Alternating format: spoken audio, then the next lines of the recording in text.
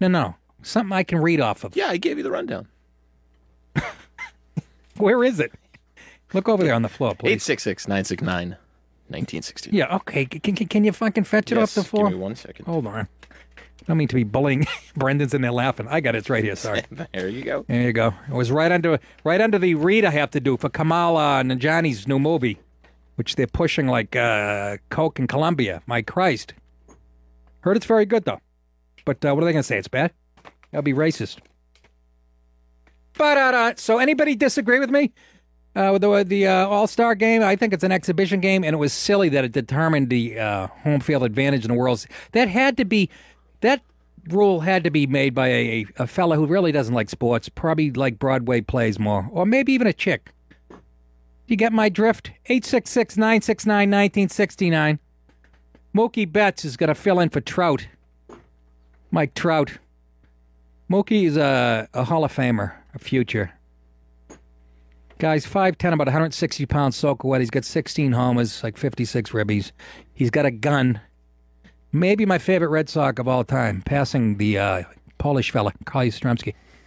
Ted Williams, again, I wasn't around to see his, obviously, the greatest Red Sox, but I'm just saying. Anybody think it should go back to the old way? It should determine. Why did they change it in the first place? I forget. Flowers? Do you remember? Because nobody was watching? That's what I was saying. It had to just be to gauge interest. To gauge interest. And I will say, I would tune in a little bit just to see if the American League won, to see if they had home field, but it's idiotic to decide it that way. Well, it's idiotic because, first of all, you have to, the managers like to get everybody in. Right. If you really wanted to win, you'd leave Chris Sales out there for 7 innings. Right. You bring in Kimbrel or whoever. You know what I mean? But everybody has to, it's an exhibition game. And whoever made that, probably Bud Selig. Everything he did was about money. Must have had something to do with it. I mean, he was there for the ball that was juiced. Got a little growth on my lower lip. That came out of nowhere. That's eventually talking into this dirty microphone, but I, who knows? I'm surprised it doesn't happen to more comics. All the I put them different microphones every week. I put the mic in my mouth on stage sometimes, simulating a blowjob. And I'll tell you, those bits rip the tits off the crowd. But I'm saying I'm glad the All-Star Game is back. I won't watch it anyways, just for the reasons I just said. Do you remember back in the 70s, you people my age who have bad hips and no calcium? Do you remember when, what was Fosse's name? Pete Rose crashed into the catcher? I want to say Ray Fosse, but wasn't he a director? Bob Fosse? Just a guess. One of the Fosse boys. But do you remember that kind of intensity in an All-Star game? No. No, I was asking the crowd, Andy. Okay. You just type away over there. And 866-969-1969. Andy is pulling it up right here. Was it Bob Fosse? Ray Fosse. Bob Fosse's a Broadway director, isn't he? Yeah, remember Pete Rose running over a director of fame? Fucking flatten that silly bitch. But yeah, I think they changed it. Where's the fucking clip? We have to sit through commercials. You can stick the internet up your way. Here comes Pete. Played baseball at one speed, and that gear was on full display in 1970. The game was tied. All right, we don't need a 3 fucking minute introduction, Andy. Looking to score. Here he comes. Jim Hickman's single, and suddenly, Ray Fosse was all that stood between Rose and a National League win. Ruined his career, and that's how you play baseball.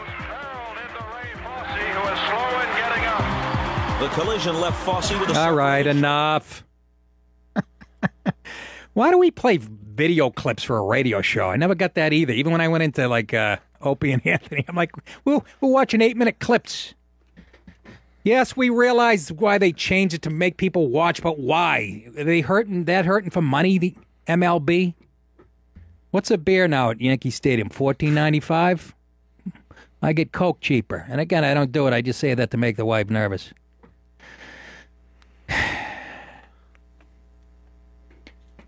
I don't know that. When is the game? Tomorrow night? No, the Home Run Derby is tomorrow, and then Wednesday, I believe. That they fixed beautifully. They changed that. I can't remember what the changes were, but it's actually exciting. But Yeah, I couldn't believe they took an exhibition game and gave it that type of import to actually affect a World Series. I thought that was some silly, sad thinking. Craig in Texas on line 1 says that his generation, do they like baseball, Greg, or don't they? Not really, man. And it's just most sports in general. I mean, I'm in Texas. We love the fuck out of football. Yeah, right. But I was a military brat, and people don't care much more because it's like, why the fuck do I care about this stadium, you know? Like, why do I care about the Red Sox? Even I live in Boston, you know? Because, like, we get fucked by the stadiums themselves and the teams. Wait a minute, you're mixing all kinds of things here. So you have a beef with the stadiums, but you still like the sport? I'm not following you. No, I'm saying people don't care for the sport, but then it comes to, like, what I'm trying to do with my money, and the sport is fucking me in a certain way. As well as we want to see other stuff. Like, my generation isn't all about baseball. We want to see more, like, football, airsoft type of shit. Well, you're not about baseball. I told you why you're not about baseball. You have no attention span. No, we like violence. Like, I mean, you look at George Carlin shit. You remember him when he was talking about the difference between football and baseball. You know, baseball, there's ups. Everybody's happy. You play on a park. All right, you're doing George Carlin, Greg. I know. I'm saying, but he made a good point. I live in Texas. We love that shit, and we love it because we love getting drunk. Yes. No, I love Texas too, Greg. I really do. I love the spirit down there. Texas, but I would think out of all the states, even the millennials and the snowflakes, in the state of Texas, they might like baseball. You know, I mean, they're kind of traditionalists. It's a red state, yeah. And baseball's, you know, apple pie is American, is Chevrolet apple pie, and what's the other thing?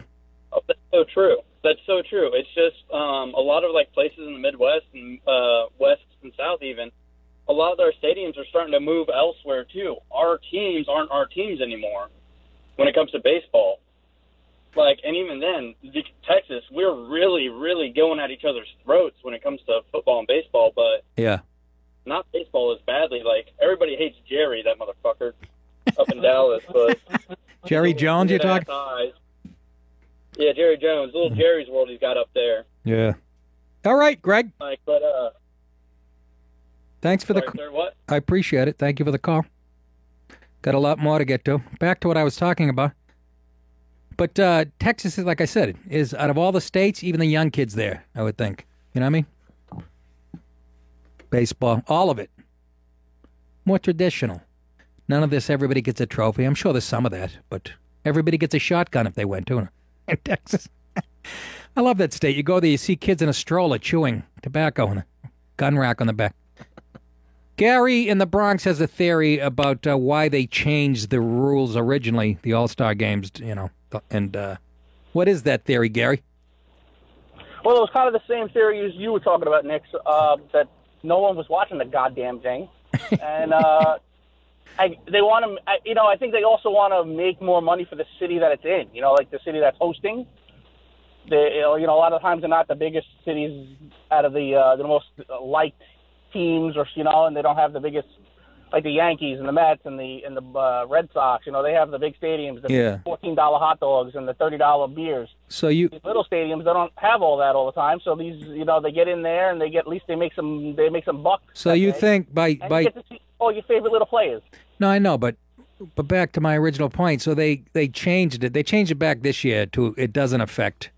But you think that's why they changed it to whoever wins the All-Star game, that they become the home team in the playoff. They made it because they wanted to have, like, they had to have a reason. You know, it's not just because we want to make money. They had to have a reason, so they we'll change the rule. The rule will be now whoever wins this will be, we'll get home field advantage. That'll sound good to the people. I know, but right. Who gives a shit about one night in an All-Star game if the ratings are good or not? I mean, is it that important, really? Money for one night out of the year?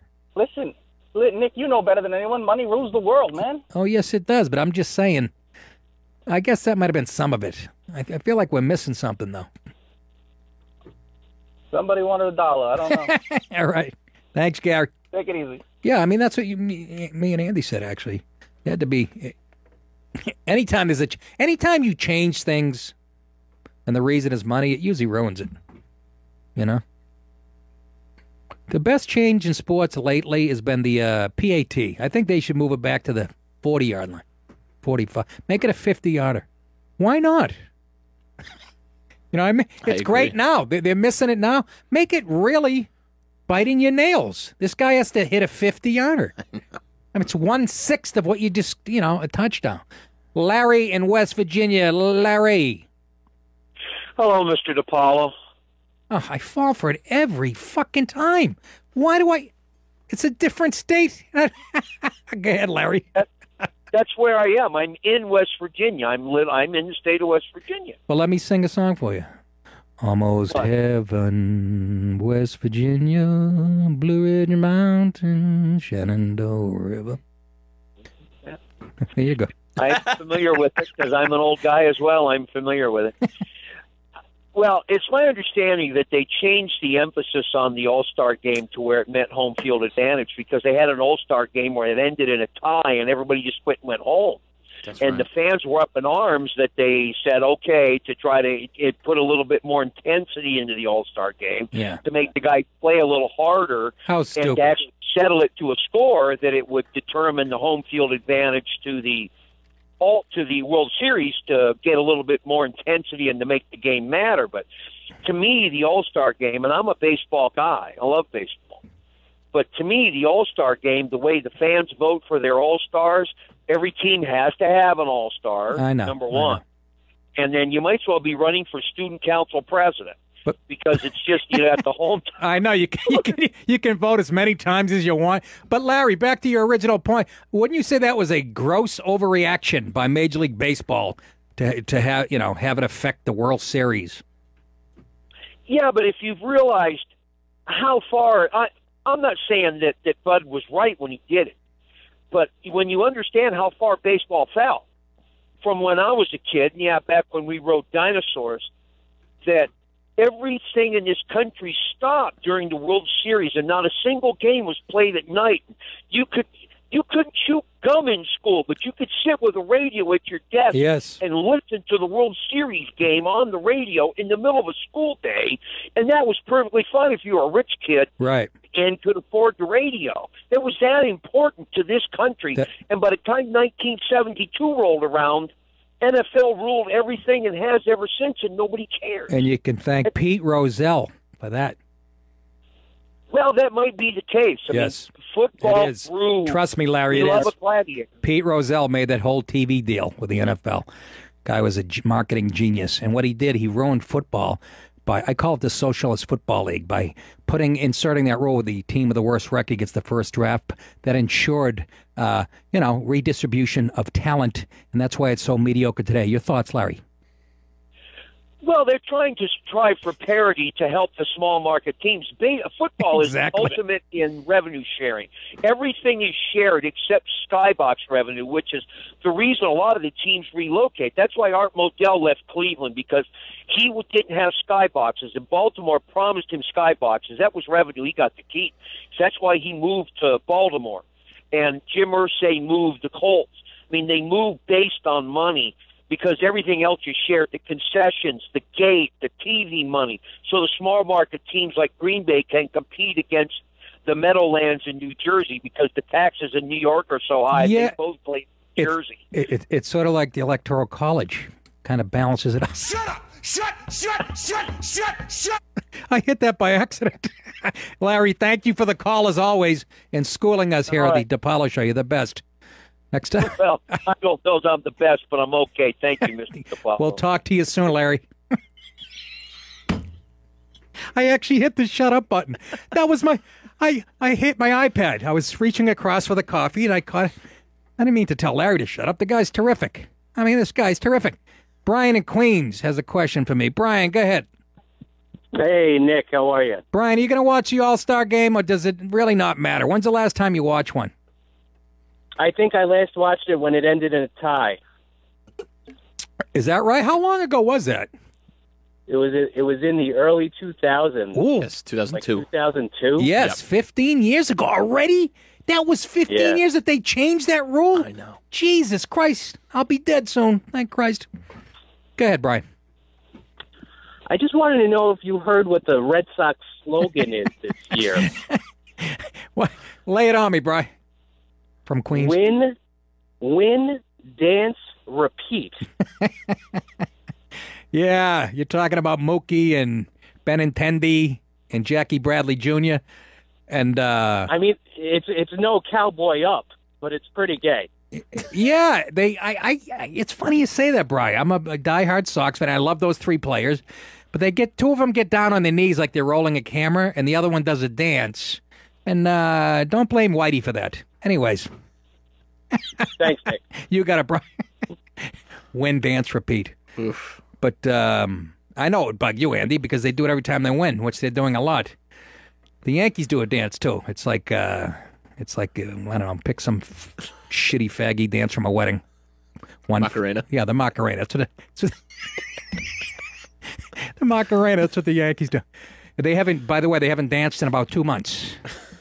They are losing big time. Still in the wild card. Yeah, well, kiss that goodbye.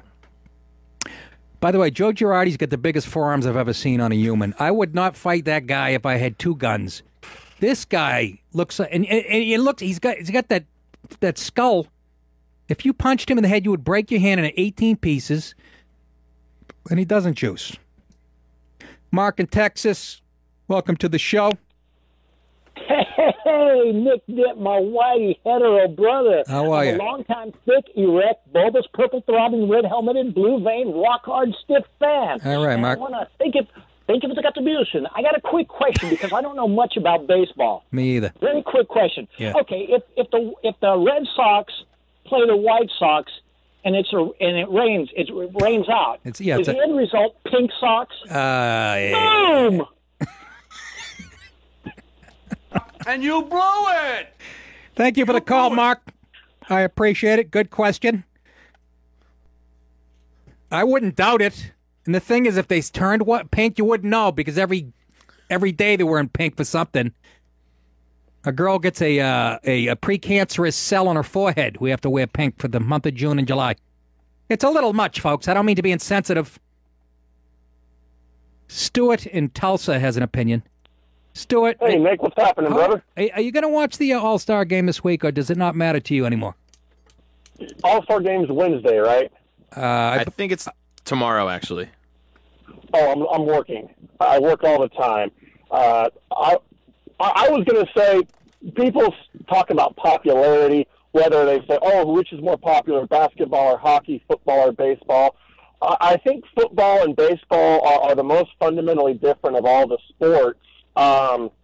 Because football is more of like an event. There's only 16 games a year, and more people tend to, it's more appointment television. Yeah. Where baseball, I think, like I grew up in Kansas City. I lived there till I was 13. Then I moved to Tulsa, sorry. and I can tell you, cities that have Major League Baseball teams in their towns, baseball is very important because it's easy to go to a game.